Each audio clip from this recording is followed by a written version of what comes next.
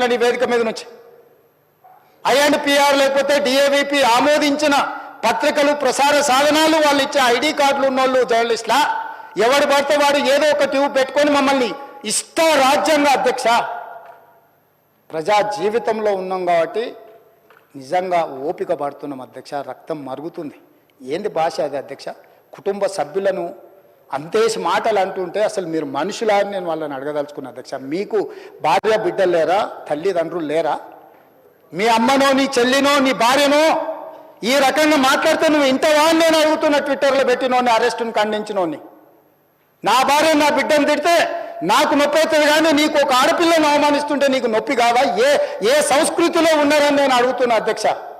తోడుకలు తీస్తే అధ్యక్ష, ముఖ్యమంత్రిగా చెప్తున్న ఒక్కనొక్కని బట్టలు పదేసి రోడ్డు మీద తిప్పిస్తా అధ్యక్ష. రాజకీయాల ప్రజా జీవితంలో ఉన్నది మేము.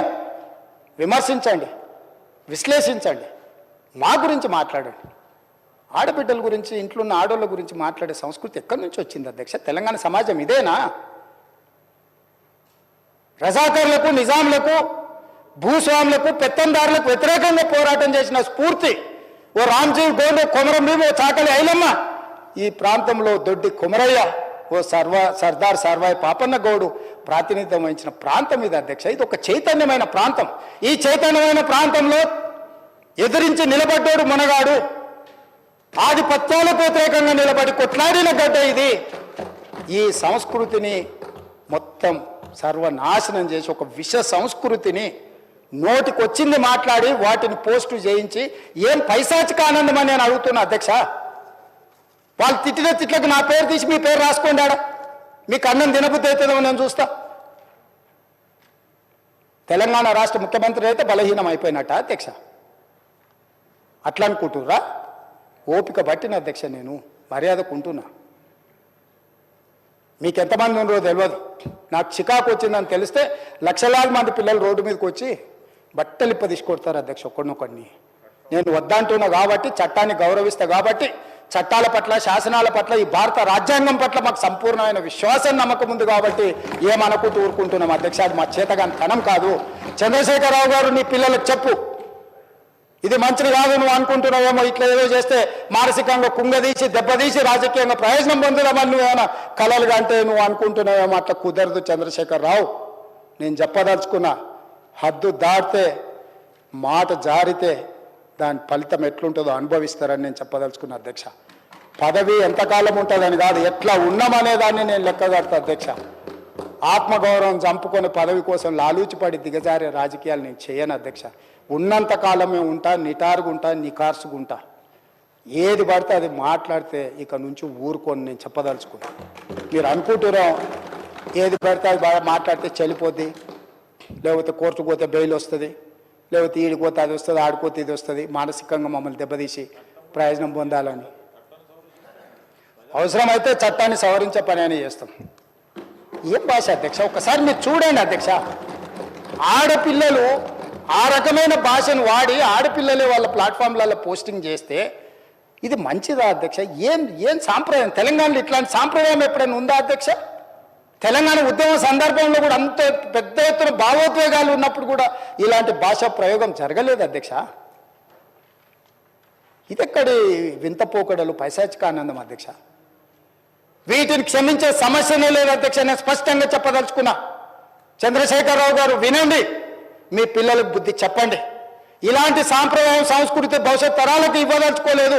దీన్ని ఇక్కడనే పాతరేయదలుచుకున్నా. ఉప్పు పాతరేస్తే ఇట్లాంటి సంస్కృతిని మీరు ప్రోత్సహిస్తే ఎవరిని వదలను. ప్రజాస్వామ్యయుతంగా ప్రతిపక్షంగా మీరు మాట్లాడండి, చెప్పండి, విమర్శించండి. దాన్ని సరిదిద్దుకోవడానికి మా ప్రభుత్వం సిద్ధంగా ఉంది. గౌరవిస్తాం. భారతీయ జనతా పార్టీ కూడా మా ప్రతిపక్ష పార్టీ. వాళ్ళ కేంద్రంలో అధికారంలో ఉండరు. ఆ అధికారాన్ని మన రాష్ట్రానికి ఉపయోగించేదానికి చేస్తున్నాం. అందుకే అధ్యక్ష, తమరు కూడా అక్కడి నుంచి ఆదేశాలు ఇవ్వండి. దీని మీద చర్చ జరగాలి. మీడియా మిత్రులకు కూడా నేను అడుగుతున్నా, మీ సంఘాలు ఏవైతున్నాయో సంఘాల నాయకులను కూడా అడుగుతున్నా, ఎవరో జర్నలిస్టులు లిస్ట్ ఇవ్వండి. జర్నలిస్ట్ అనే పదానికి డెఫినేషన్ ఏందో ఇవ్వండి, ఆ లిస్ట్ ఇవ్వండి. ఆ లిస్టులో ఉన్నోళ్ళు ఇట్లా తప్పు చేస్తే ఏం శిక్షిస్తారో మీరు నిర్ణయించండి. ఆ లిస్టులో లేనోడు జర్నలిస్ట్ కాడు. జర్నలిస్ట్ కానోడిని క్రిమినల్ కిందనే చూస్తాము. ఆ క్రిమినల్స్ని ఎట్లా ఎట్లా జవాబు చెప్పాలనో గట్లనే చెప్తాం. ముసుగేసుకొని వస్తే ముసుగు ఊడవికి బట్టలు గుడ్డలు ఊడదీసి కొడతా అని చెప్తున్నా. నేను తమాషా చేయొద్దు. నేను కూడా మనిషిని, నాకు చీమునెత్తురు ఉంది. అన్నిటికీ బరాయించుకుంటే తప్పులని అన్నిటిని మోసుకుంటే ఏదో కుర్చీలు ఉన్నా కాబట్టి ఊరుకుంటా అని ఏమన్నా ఏషాలు వేయదలుచుకోరు. అన్ని చట్టపరంగానే చేస్తా. చట్టాన్ని పరిధి నేను దాటను. ప్రతిదానికి శిక్ష ఒక విధానం ఉంది. ఏది కూడా పరిధి దాటను. ఎందుకంటే నేను ముఖ్యమంత్రిని. చట్ట పరిధిలోనే అన్ని శిక్షలు ఉంటాయి. జర్నలిస్టులకు కూడా నా సూచన, ఎవరు జర్నలిస్ట్ వాళ్ళ గుర్తింపు కార్డు ఏందో మీరు నిర్ణయించండి. అది ఏదో ఏ లైన్ మీరు చెప్తారో చెప్పండి. వాళ్ళని మినహాయిస్తాము, మిగతా వాళ్ళు మాట్లాడేదాన్ని విశ్లేషిస్తాము.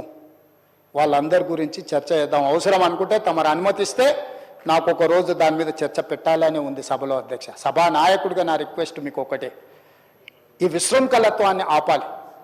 ఎక్కడో ఒక దగ్గర దీనికి పరిష్కారం చూపించాలి అధ్యక్ష. పరిష్కారం చూపించకపోతే భవిష్యత్తులో ఈ తెలంగాణ సమాజానికి ఇది ఒక చీడపురుగులాగా ఈ వ్యవస్థను దెబ్బతీసే పరిస్థితి వస్తుంది. దానికోసం చట్టసభలు, కరెక్ట్ శ్రీధర్ బాబు గారు చెప్పినట్టు, దీనికి చట్టసభలే ఉన్నదే చట్టాలు చేయడానికి. దానికి చట్టం చేద్దాం.